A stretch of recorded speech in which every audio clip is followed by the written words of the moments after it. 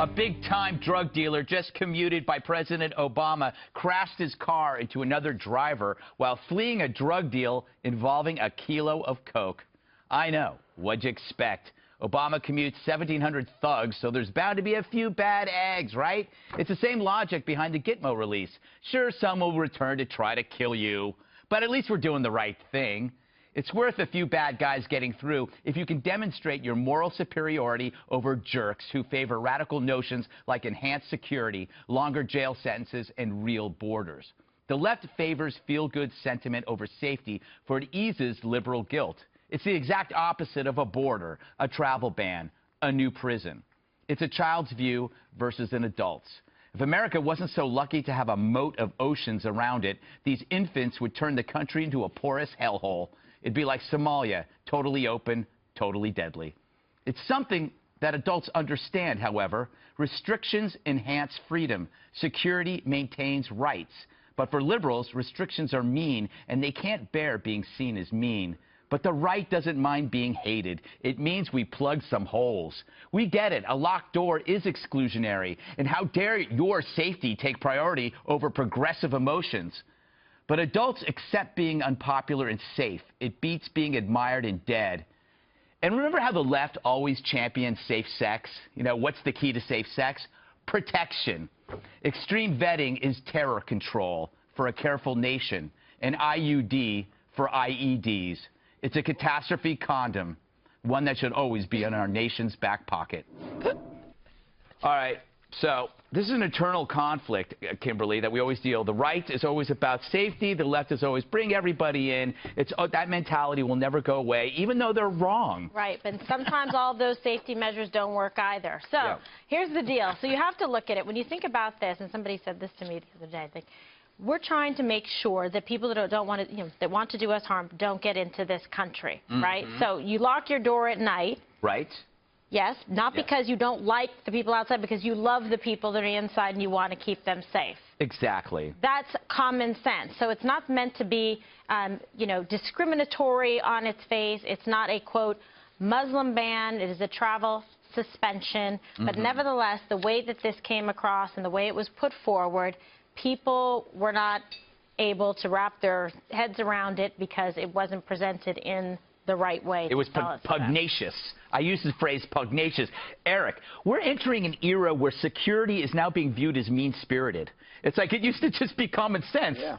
Well, yeah, until something bad happens, and all of a sudden they go, hey, what went wrong?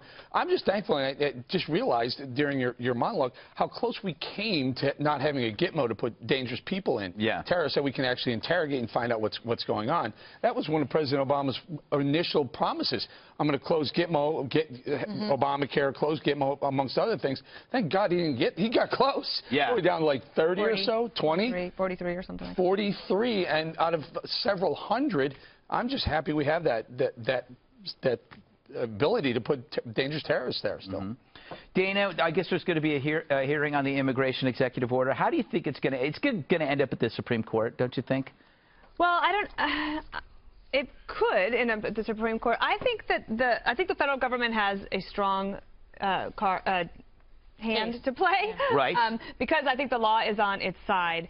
And I think that when you finally hear the oral argument tonight in front of the three-judge panel in the circuit court, that will be very clear. And I think what's really important is to talk about the scope of it. So how narrow is it? And also the concern that people have about what does it mean for permanent residents? So green card holders, that will come up. And there will be a chance for clarification. And I think the government will prevail. I actually think that they actually even could prevail in the circuit court.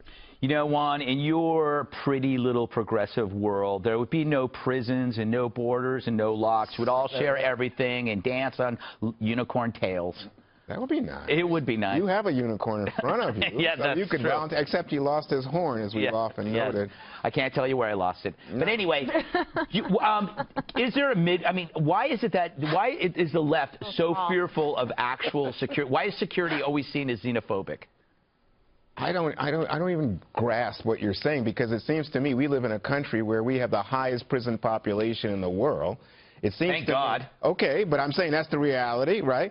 You make the argument for guns everywhere, and Yes. we have guns everywhere, right? So it seems to me for all the terrible liberals you talk about, it seems to me America is pretty much like a sanctuary, if you will. You know, we protect a ourselves. well-armed militia. Yes. Sanctuary. There we go. Yes. So we protect ourselves. But I mean, like today, Trump is speaking to a group of sheriffs, and he says, "Oh, the murder rate's high as it's ever been, highest in 50 years." He's wrong. It's almost the lowest in 50 years. But there are this is spikes. the kind of rhetoric. Yeah. This is the kind of rhetoric that feeds, you know, the far right. It's like red meat. Oh yeah, run for your houses, get your gun. Tearing things are terrible. Rather have red meat than dead meat. But it's no dead meat. If you're talking about the murder rate is actually almost at its lowest point. Well, He's talking about the highest. Maybe nationally, but you have to look at other specific areas It is where it's ticking too up high. in certain cities, Yeah. and it's also the highest it's been in 20 years in many cities. Maybe No, not that's not what he 47. said. That's not what the man granted, said. You're making he- excuses.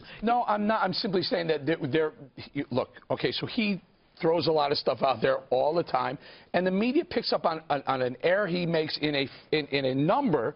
Meanwhile, look at all the other things that are going on that they don't talk about.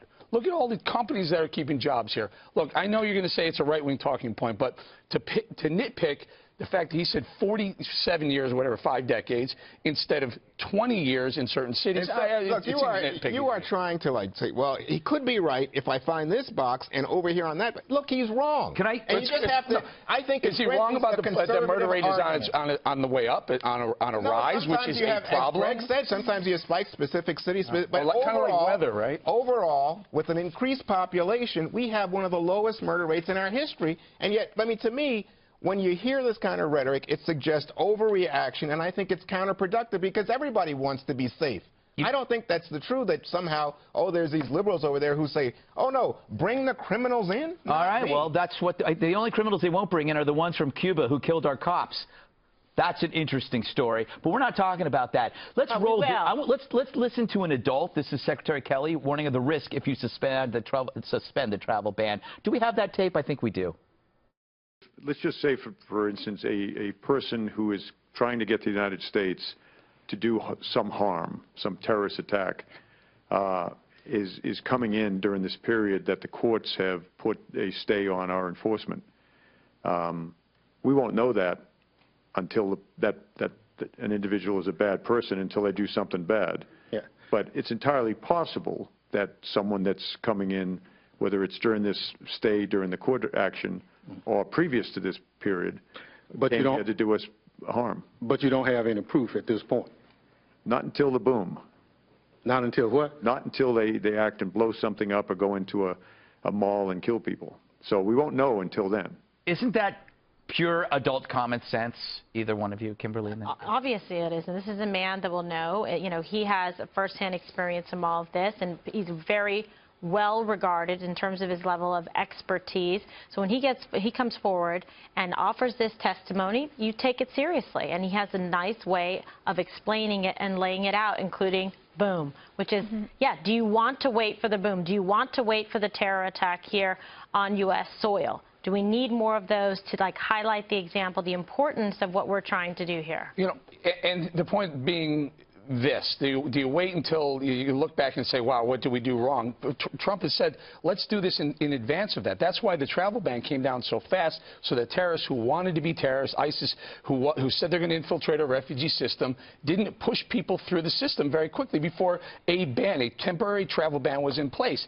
You know who actually waited for the boom? Europe. Europe waited for the boom. Now it's booming all over Europe, and they're going, what do we do? Now, how do we stop it? The problem is you can't put that toothpaste back in the tube. They're already out there. They're already throughout Europe, and they're going to continue to hear the booms. We're just trying to hold off on the booms. Well, it's spreading because of the open borders in Europe with Exactly. the economic European community, yeah? you know what the curse is, Dana, is when you prevent the boom, you don't get the credit, right? So it's like, let's say you've stopped, like what we're trying to do is stop the booming.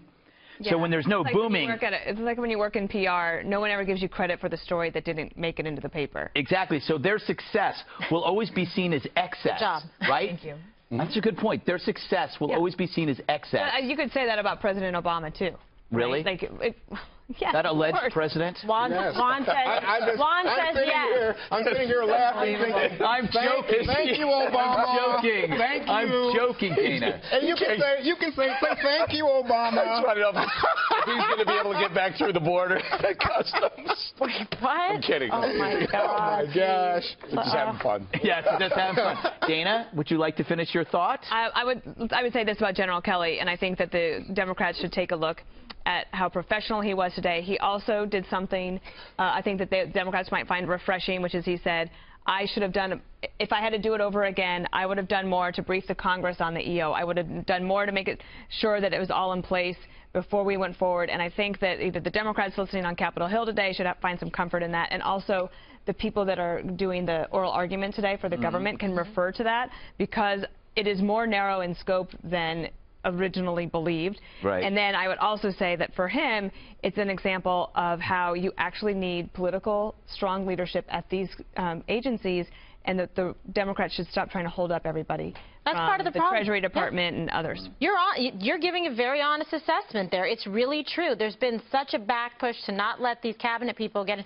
Too bad that General Kelly wasn't in place sooner than later. So when you're trying to, because of exigent circumstances and national security, he's trying to put forward this executive order, right? But he was confirmed. That is not the best example, because he was actually confirmed and they didn't even tell him. But it was barely, he was barely in, and that was not sufficient. He should have been in for a period of time to be able to sufficiently explain it, go over it, and lay it out so that it didn't have this, because it's actually, and the reason why that it should be upheld is because it is much more narrow in focus than people and the media are alleging it to be, which is part of the reaction to it, is a hysteria about misinformation. Yeah, it's and hysteria at the airports, Kimberly, where people with green cards couldn't come back in the country because the Homeland Security people didn't know. And they admit that they could have done better. In fact, you saw whole process stories over the weekend saying we will do better, and that was on the record comments. I appreciate their honesty, and they Dana, but I'm just saying that's not a successful rollout. That's not saying, oh, it's General Kelly or Homeland Security. Well, and they're going to have to deal with it tonight in court, and then it'll be behind them if they win. Versus legal standing and the authority of the president to be able to issue such an executive order, which is constitutionally sound. So you can object to the process, the rollout, to the lack of flowers and balloons for it, but nevertheless, it's solid on Congress. One last thought on the cabinet secretaries, though. When you see a guy like Mnuchin at Treasury, who somehow doesn't disclose $100 million, alarms don't go off in your head? What about the guy who didn't pay his taxes? Well, What's when his name? you're that Geithner? rich. Remember that guy? Yeah, TurboTax. TurboTax. Yeah, all right. It's always liberals holding things up.